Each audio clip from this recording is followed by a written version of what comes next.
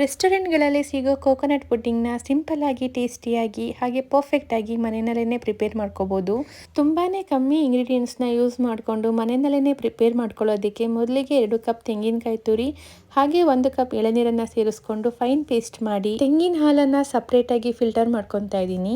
ನಂತರ ಇದಕ್ಕೆ 1 cup condensed ಮಿಲ್ಕ್ನ ಸೇರಿಸ್ಕೊತಾ ಇದ್ದೀನಿ. ನಾನು ಯೂಸ್ ಮಾಡೋ ಕಂಡೆನ್ಸ್ಡ್ ಮಿಲ್ಕ್ ಬಂದು ಮಿಲ್ಕಿ ಮೈಡ್ ಅವ್ರದ್ದು. ನಂತರ ಇದಕ್ಕೆ 2 ಸ್ಪೂನ್ ಕಾರ್ನ್ ಫ್ಲೋರ್ ಅನ್ನ ಸೇರಿಸ್ಕೊಂಡು ಗಂಟಿಲ್ದನೇ ಇರೋ ಹಾಗೆ ನೀಟಾಗಿ ಮಿಕ್ಸ್ ಮಾಡಿ ಆದಷ್ಟು ಲೋ ಫ್ಲೇಮ್ ಅಲ್ಲಿ ಕಂಟಿನ್ಯೂಸ್ ಆಗಿ ಮಿಕ್ಸ್ ಮಾಡ್ಕೊಂತಾನೆ ಇರಬೇಕು. 5 to 10 ಮಿನಿಟ್ಸ್ ಆದ್ಮೇಲೆ ಕಾಯಿ ಹಾಲು ಫುಲ್ ಥಿಕ್ ಕನ್ಸಿಸ್ಟೆನ್ಸಿಗೆ ಬರುತ್ತೆ.